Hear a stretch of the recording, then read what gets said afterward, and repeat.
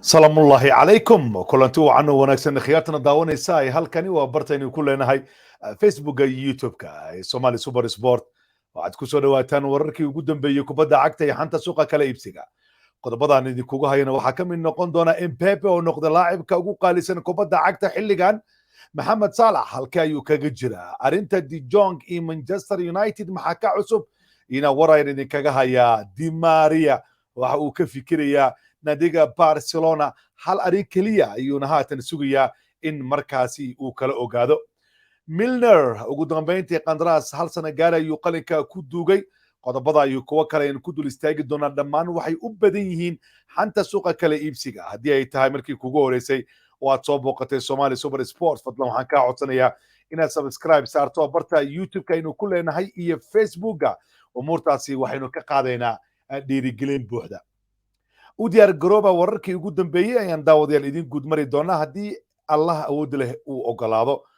waxaan ku hormarayaa xidiga lagu magacaabo Mbappe warbixin la soo saaray waxa ay muujinaysaa inuu noqday xidiga markaasi ugu qaalisan kubadda cagta waxaana umuurtana imaanaysaa kadib qandaraaskii cusba ee qalinka uu ku duugay ka oo gaaraya tan iyo xagaaga 2025 xidigaha kale ilaa haatan 10 boos ugu horey marka laga yimaado Mbappe booska labaad junior ayaa soo galay Haaland saddexaad ayuu ku jiraa halka Mbappe markaasi qiimahan uu gaarayo 206 milyan oo lacagta yuroga junior 185 sidoo kale Haaland 153 xidiga lagu magacaabo Pedri Gonzalez oo Barcelona 135 xidiga Judy lagu magacaabo Dortmund 134 Foden City 124 Frank De Jong 112 Luis Diaz oo Liverpool 110 Robin Diaz oo City 110 xidiga ugu dambeeya booska tobanaad ku jira waa xidiga lagu magacaabo Ferran Torres oo ka tirsan nadiga Barcelona 109 milyan oo lacagta yuroga ayuu markaasi gaarayaa xidiga lagu magacaabo Di Maria ayaa ila wareediyo ku dhow waxay tilmaamayaan in dib uu u dhigayo go'aanka gaaristiisa ku biritaanka nadiga Juventus ee wadanka Talyaaniga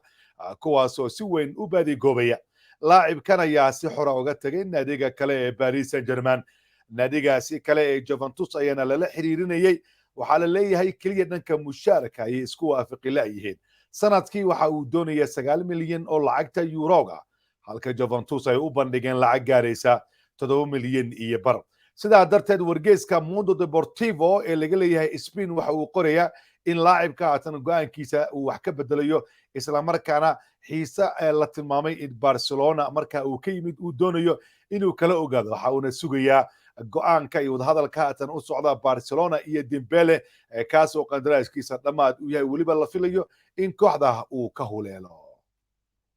Somali Super Sport wararkii ugu dambeeyay kubadda cagta iyo daawanaysaan macalin Xavi Hernandez ayaa la tilmaamaya in markaasi hal shuruud uu ku xirayo ka takhalusta ama ogolaashaha iibinta xaqadka dhexe lagu magacaabo De Jong laacibkaasi waxaa si weyn loola xiriirinaya naadiga Manchester United haatan wararkii ugu dambeeyay ee ka imaanaya naadiga Barcelona isla markaana wargeyska Mundo Deportivo uu soo xiganayo waxa uu ku sheegayaa in macalinka marka hore uu dalbaday in Lewandowski saxiixiisa lagu guuleysto kadibna uu ogolaan doono in laacibkaasi uu baxo xidigaasi kale ee Bayern Munich ka soo tagay isla markaana haatan diiday in kulamada loogu diyaar garoobayo xil ciyaareedka bilaabanaya in kooxdaasi uu kala qayb galo waxaa lala xiriirinaya inuu imaan doono naadiga Bayern Munich naadiga Bayern Munich ayaa la tilmaamaya in weli aysan gacan ka taagin xiisaha ay u qabaan iyo isku daygooda ku aadan soo xirigelinta Sadio Mane kadib xalayto markii laga diiday dalabkii ugu horeeyay ee rasmiga ahaa oo ay ka geeyeen laacibkaasi u dhashay wadanka Senegal 25 milyan oo lacagta yuroga ayaana la xusayaa in marka uu ahaa qiimaha ay bandhigeen Liverpool ma doonayaan in laacibkaasi lacag yar ay ku fasaxaan iyaga oo dareensan in laacibka go'aankiisa uu cad yahay isla markaana uu yahay inuu ka huleelo qalcadaasi Anfield Bayern Munich wargeyska ama warbaahinta dalka Spain waxay soo xiganaysaa in haatan Bayern Munich ay go'aansadeen in dalabkaasi 25 milyan ay lacag kale ay ku daraan weliba noqon doonto ilaa 30 milyan laakiin waxay doonayaan in qaab markaasi yaryareyna oo ayuutees ah inay ku soo helaan Sadio Mane.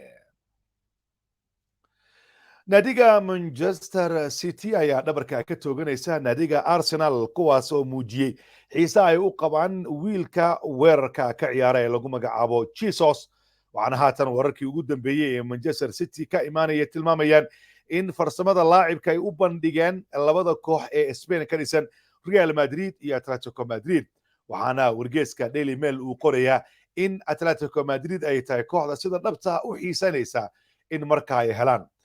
kooxdaasi Manchester City waxay ka fogaanaysaa in laacibkaasi ay ka iibiyaan isla koox horyaalka dalka Ingiriiska. naadiga Manchester City ayaa ganafka ku dhuftay xiise la tilmaamay inuu ka imaanayo naadiga Barcelona kuwaas oo isha ku haya in dalab ay ka keenaan Bernardo Silva. macalin Pep Guardiola ayaa noqday qofka ugu horeeyay ee jawaabta bixiyey isla markaana waxa uu sheegay in Barcelona ay ku adkaanayso in markaasi ay baacsadaan Bernardo Silva laacibkani waxa uu ka mid yahay xidigaha asaasiga ee kooxdaas isla markaana ku hogaamiyey inay qaadaan horyaalka dalkaasi Ingiriiska. Monaco ayaa laga keenay sanadkii 2017 43 milyan oo lacagta euro ayuu ugu fadhiyaa ilaa iyo haatan 48 gool ayuu dhaliyey 51 kalena waa uu sameeyey kadib 251 kulan oo u saftay kooxdaasi ka dhisan qalcadaasi Itixaad. naadiga Juventus xidigooda lagu magacaabo De Ligt ayaa la tilmaamaya in markaasi albaabada uu u furayo ka huleelitaanka kooxdaasi waxaana haatan la tilmaamaya in Manchester United iyo naadiga Liverpool ay yihiin kuwa isha ku haya isla markaana Juventus qudhooda ay doonayaan inay ka iibiyaan laacibkaasi 2019 ayuu tagay waqtigaasi 77 milyan wuxuu kaga wareegay naadiga Ajax laacibkan qudhiisa waxa laga weydiiyey mustaqbalkiisa waxa uu qiray in wadaxaajoodka heshiis cusboonaysiinta markaasi haatan hakad ay ku yimaadeen waxaana laacibka uu u furan yahay inuu ka huleelo naadigaasi Juventus lama helin qiimaha lacageed ee markaasi Juventus ay damacsan tahay inay kaga iibiyaan kooxahaasi Ingiriiska. xidiga sii duqoobaya ee Milner ee kooxdaasi Liverpool ugu dambeyntii waxaa qalinka uu ku duugay qandaraas markaasi gaaraya 1 sano kooxdaasi ayuu u sii xamaali doonaa laacibkani 39 kulan ayuu saftay xil ciyaareedkii haatan soo dhamaaday dhammaan tartamada kooxdaasi Liverpool ay qaybta ka ahayd.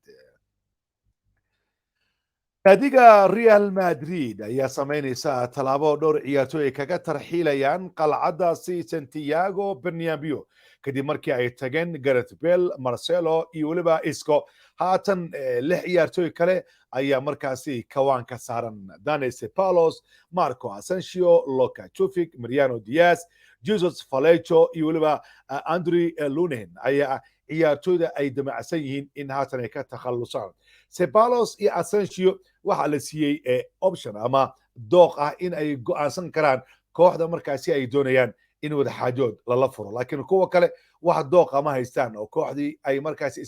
isfahmaan Real Madrid ayaa laga iibinayaa. naadiga Chelsea ayaa bilaabaysa wadaxaajood ay la gelayaan xidiga Mount ka oo ay doonayaan in qandaraas cusub ay ka saxiixdaan midkiisa haatan waxa uu dhacayaa 2024 qandaraas markaasi 3 sano gaaraya ayaana la filaya sidaas oo ay tahay laacibka ma aanu muujin inuu diyaar u yahay in markaasi wadaxaajoodkaasi uu bilaabo isla markaana qandaraas cusub uu saxiixo.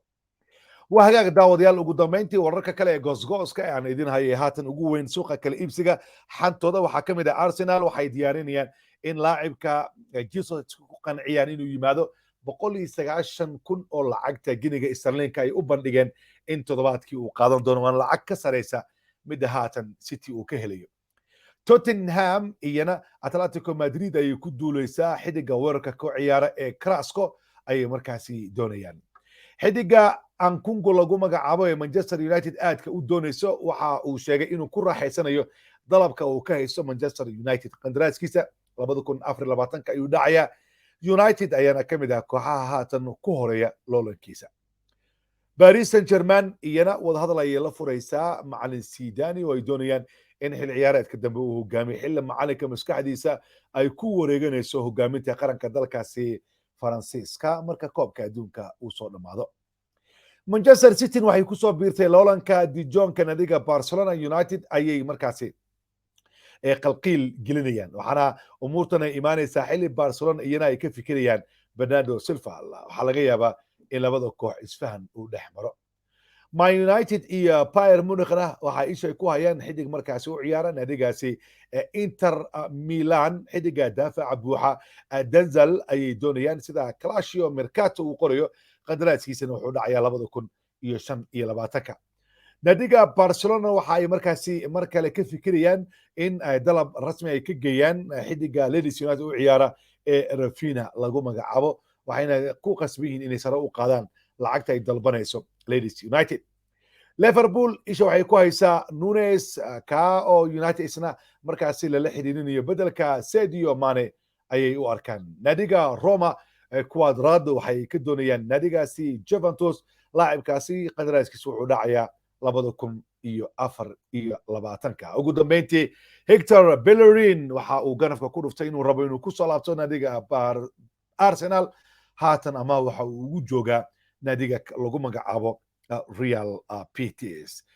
طبعا Arsenal waxay ku khasbanaanaysaa marka in toos ay u iibiyaan laacibkooda Hector Bellerin ikhatan daawanaysay wararkii ugu dambeeyay kubadda cagta waanaga intaa si shar gareeya u gudbiya saxaabtiina fi amaan illah